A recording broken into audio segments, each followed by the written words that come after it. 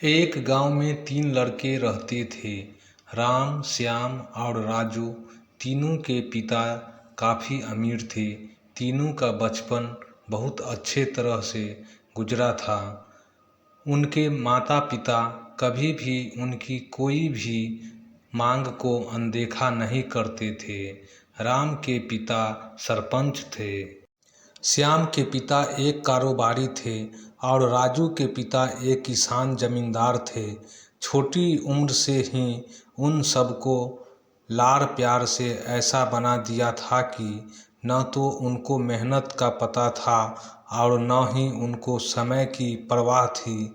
अक्सर वह सारा दिन बस घूमते रहते थे। नशे और अन्य भोग विलास में डूबे रहते थे, जिससे उनके गांव वाले भी दुखी थे। सरपंच और बड़े लोगों के बच्चे होने के कारण उनकी कोई शिकायत कर पाने की हिम्मत नहीं कर पाता था, जिससे उनका मनोबल और बढ़ गया था। एक दिन उनके गांव में बहुत तेज बारिश हुई, जिससे सब लोग को नुकसान हुआ, जिसमें इन तीनों के पिता भी थे। लेकिन इतना कुछ होने के बाद भी उनके बेटों का वही हाल था। वो बस घूमते रहते, नशा करते, भोग विलास करते थे। माँ बाप काफ़ी चिंतित रहा करते थे। ये तीनों भले ही कितने गंदे थे, लेकिन इन तीनों के अंदर एक खास बात थी जिसकी पहचान किसी को भी नहीं थी और उनको खुद को भी पता नहीं था। राम एक बहुत अच्छा नेता प्रतिपक्ष था, क्योंकि उनके पिता के पास रहते हुए सबको इनका काफ़ी ज्ञान हो गया था, क्योंकि उनके पिता सरपंच थे। श्याम भी इस तरह से बिजनेस की समझ रखता था, क्योंकि उनके पिता एक कारोबारी थे और राजू खेती का काम जानता था, क्योंकि उनके पिता जमींदार थे। पर अपनी गलत कामों की वजह से उन सब ने अपने इन टैलेंट पर ध्यान ही नहीं दिया, जो कि उनकी सबसे बड़ी कमजोरी थी। इस तरह से इनकी बदमाशियों को देख कर इनके पिता उन्हें सीख देने की सोची।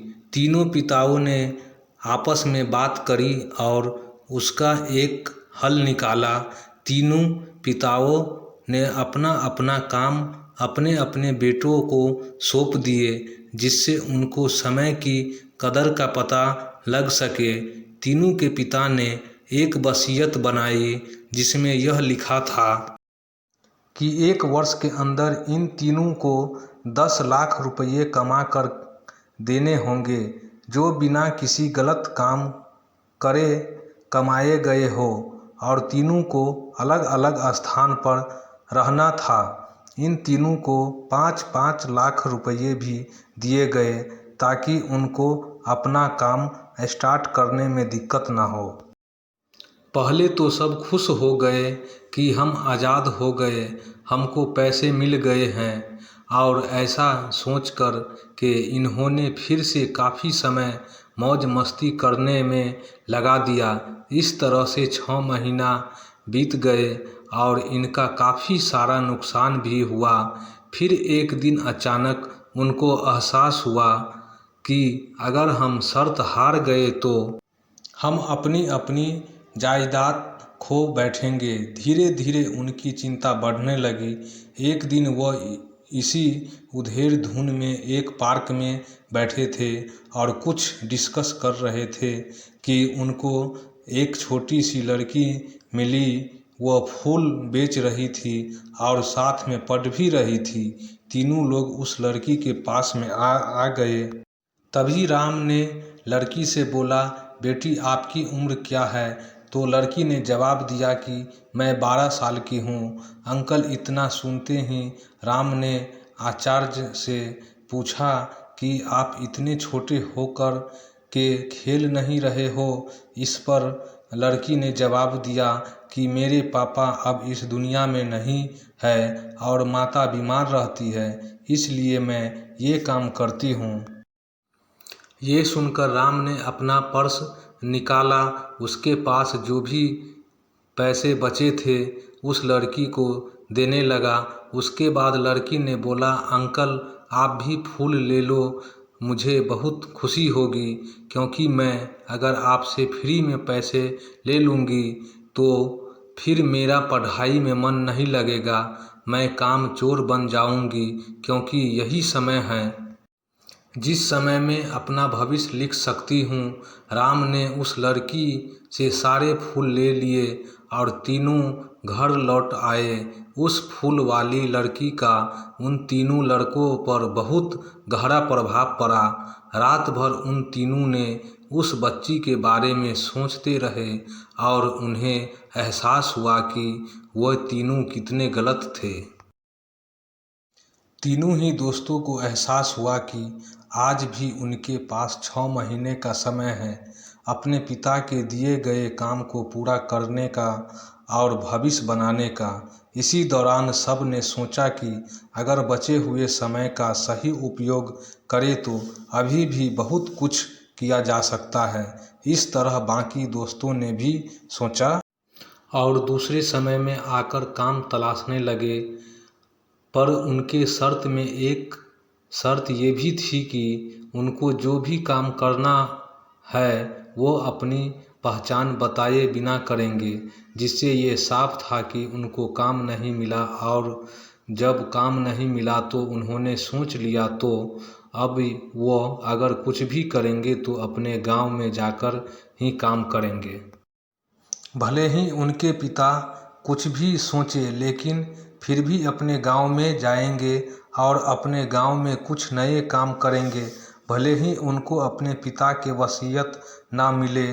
तीनों लड़के अपने गांव में फिर से आए और अपने अपने पिता से जाकर के मिले और उन्होंने अपने अनुभव के बारे में बताया और बोला कि वो आगे से ऐसा गलती नहीं करेंगे और वे उन्हें माफ़ कर दें। लेकिन पिता तो शर्त पे ही अड़े थे। लड़कों को कोई दया नहीं मिली। तीनों को फिर से दुखी हुआ कि तीनों को अपनी गलती की एहसास होने के बाद भी उनके पिता उनका सपोर्ट नहीं कर रहे हैं और फिर से वो रात भर सोचते रहे अब क्या किया जाए। तीनों ने मिलकर एक स्कीम निकाली। राम अपने मित्र के साथ में मिलकर लोगों की प्रॉब्लम को सुलझाने लगा, जिससे उसको गांव की समस्याओं का ज्ञान हुआ। इसी तरह श्याम भी गांव के विकास के लिए नए नए तरीके सीख गया और राजू को किसानों और बीजों का ज्ञान हो जाने से उनको काफ़ी फायदा हुआ। तीनों ने मिलकर अपने बाकी पैसों को सही ढंग से सही जगह लगाकर गांव को एक नया रूप दे दिया। उनकी कड़ी मेहनत से गांव के लोग क्या, दूसरे शहरों के लोग भी उनकी तारीफ करने लगे। उनका गांव तरक्की करने लगा। नई तकनीकों के कारण हर वर्ग के लोगों से उनका जुड़ाव होने लगा और एक समय आने के बाद उनके पिताओं ने भी उसको माफ़ कर दिया। इस तरह से दोस्तों उन तीनों को समय की कीमत का अंदाज़ा हुआ कि पहले वो कितना समय बर्बाद कर रहे थे, लेकिन जब से उनको समय की कीमत का अंदाज़ा हुआ तब से उन्होंने समय को बर्बाद नहीं किया और काम करके पैसा कमाया, नाम कमाया और ये सीखा ईमानदारी से ज़िंदगी कैसे जीते हैं। दोस्तों कुल मिलाकर कहने का मतलब यही है कि आप सभी समय को बर्बाद ना करें। अगर ये समय आपके साथ से निकल गया तो कुछ नहीं कर सकते हैं। और हाँ, समय के पास इतना समय नहीं है कि वो आपको दोबारा समय दे। समय बर्बाद करने का हज़ारों तरीका है, लेकिन आप ऐसा कोई तरीका चुनिए जो आपकी ज़िंदगी बदल दे, इस समाज की ज़िंदगी बदल दे, इस देश का भविष्य बदल दे। मुझे उम्मीद है कि ये स्टोरी आपको अच्छी लगी होगी। अपना ख्याल रखिए, ज़िंदगी में आगे बढ़िए और अपनी कड़ी मेहनत से देश में खुद के नाम के साथ साथ दुनिया में भी देश का नाम कीजिए। जय हिंद, जय भारत।